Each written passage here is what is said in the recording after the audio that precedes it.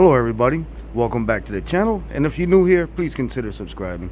Today I'm going to do something different. I promised to delve into the Toyota Corolla headlight with the LEDs.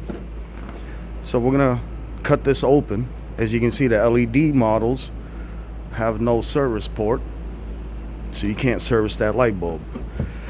So seeing as that we had to replace one of these, I just saved it and decided to make a video on it.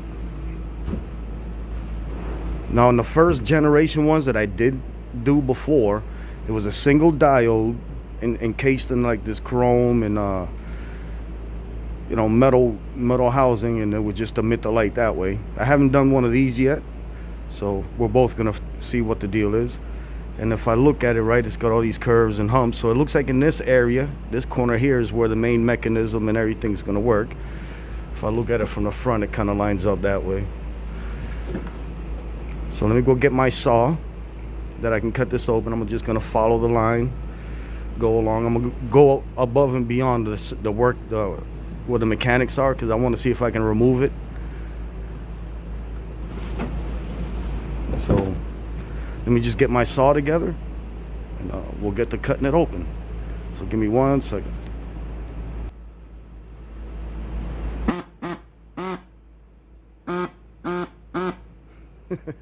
Kids and their toys. All right. I still wish I had a stand so I could show you guys how I'm going to cut it. So, but anyway, I'm going to use this device. Very cool. And I'm going to cut.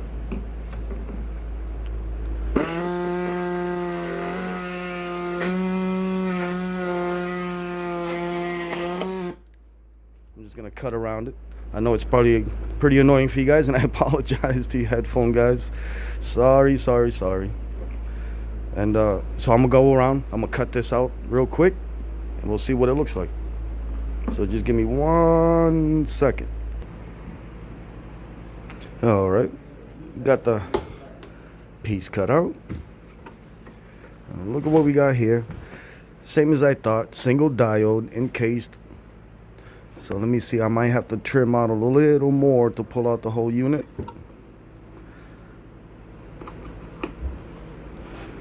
Let's see, I'm just looking it over. Yep, I see a screw coming off this way, so I'm gonna have to cut a little more this way. So I'm just gonna go down a little further, like I really wanted to do. So let me get this little more out, and I can pull this whole unit out. All right, now I got the unit out.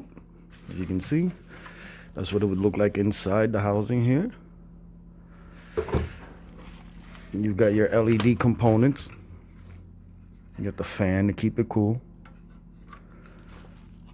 You've got the diffuser. You've got your mirrors, like I was describing earlier. It should be a single diode inside of here, this little area in here. See what I can do about pulling out of there. It looks like a little Phillips head here, Phillips head there.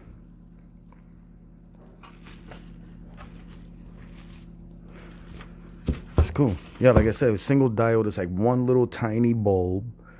It sits encased inside this little chrome housing. It's like flat on the bottom, and it's domed out. Like it's like half round.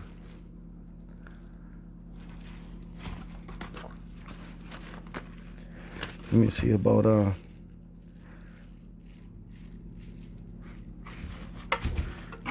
yeah, that's the high and low, I think. Yeah, that's the little high and low flap in there.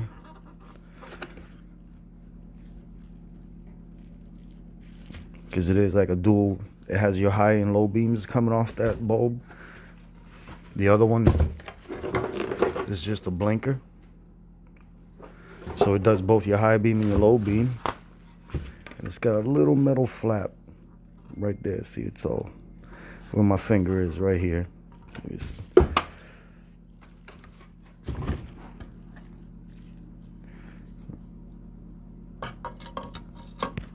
see. where the flathead is right there. That's a little flap. I know it's hard for you to see, but all it does is just shift a little bit in either direction, and it distributes the light either in high beam or low beam. So let me start taking this more apart so I can get inside. See, this is why when you I'm gonna show you guys here first. This is what most components are in the aftermarket world. You'll see the bulb, you'll see the diffuser, and some of them will have a fan. So you can see even the OEMs have a fan and a diffuser. So if you're looking to upgrade your standard halogens to the LED, you may want to consider making sure you get a good quality one with both diffuser and a fan. Obviously, if they're building them like that from factory, you might as well replicate it. So yeah, let me get this housing out, and I'll show you the inner workings of it. All right, after quite a few screws, quite a few pieces of plastic, it's all like a jigsaw puzzle the way it was. I can now remove the unit from the housing. Yep, it was like a giant puzzle. You got the unit. It goes into this metal housing here. You screw that down. Then you put this piece in.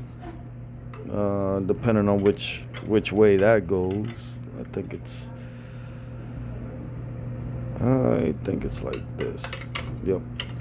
It goes in like that, and then you get the plastic pieces that coincide with certain screws and stuff. And I mean, you know, that's just how it is.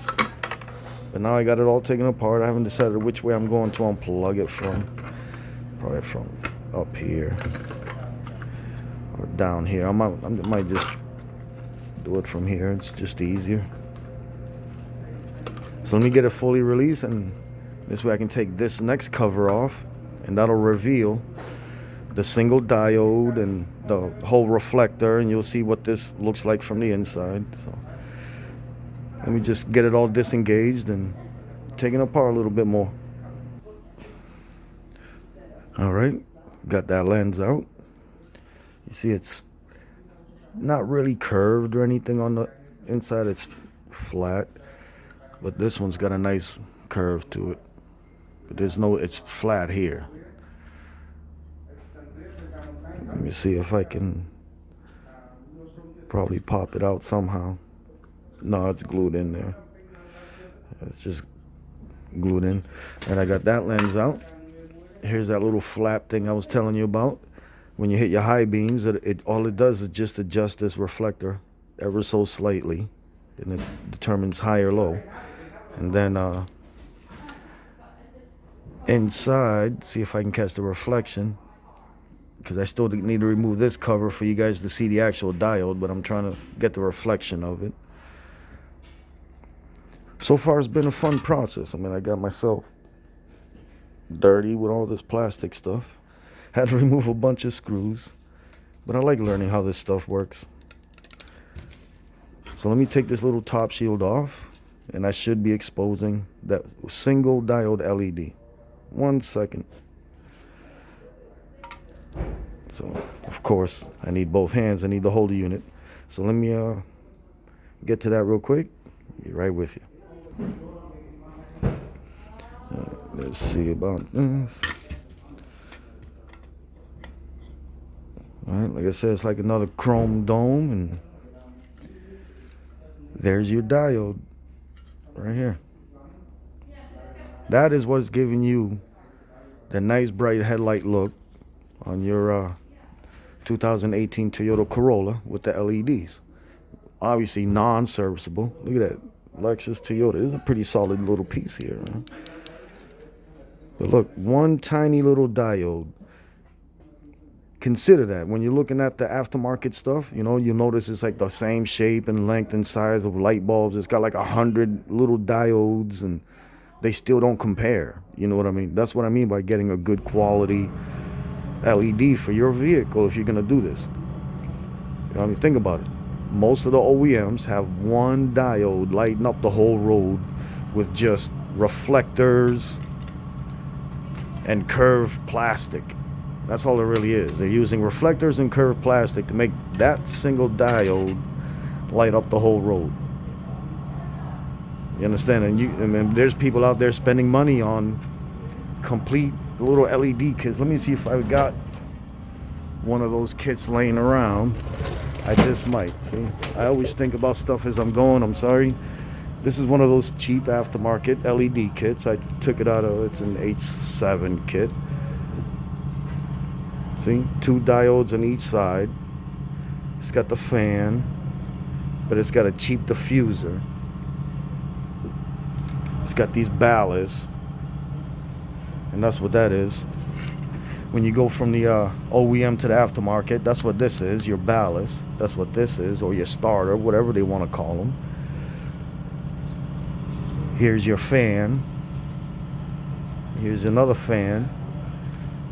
And then you've got your heat sink or diffuser. You know, it dissipates the heat. You know, it takes it and it just draws it away from the light or from the heat source. And this is like a very cheap, like, is it even metal? Yeah, I guess so, but it feels cheap, and I feel like I'm too scared to drop it. Whereas this is like robust and feels sturdy.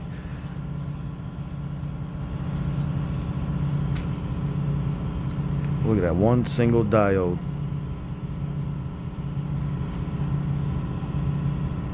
Yeah, see, it says right there, control LED. So it's pretty much the same as this.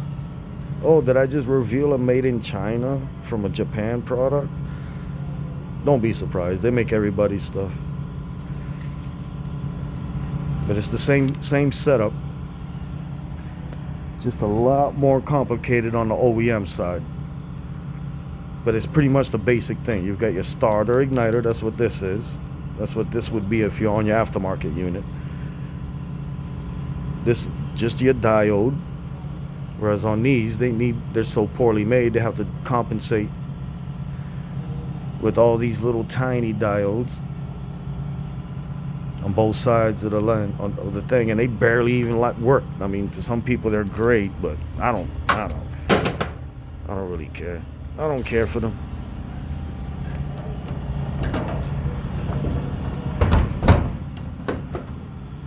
But that's it. That was my 2018 what's inside video of a LED headlight.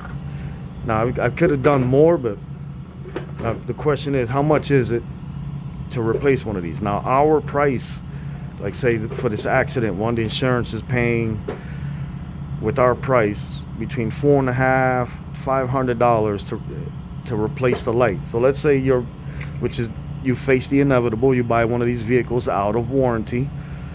Yeah, they're nice, man. Wow, look at those headlights. And then you lose one. You blow one out.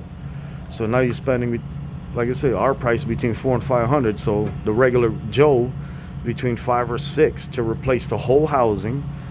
And not everybody's inclined to do so. So they'd have to pay somebody to remove the bumper. Hopefully they don't damage anything doing that. And then swapping out the headlight. Instead of just a $5 or $6 light bulb that you could have replaced by reaching into the back. But that's just technology now. Everybody loves it, and that's where we're headed.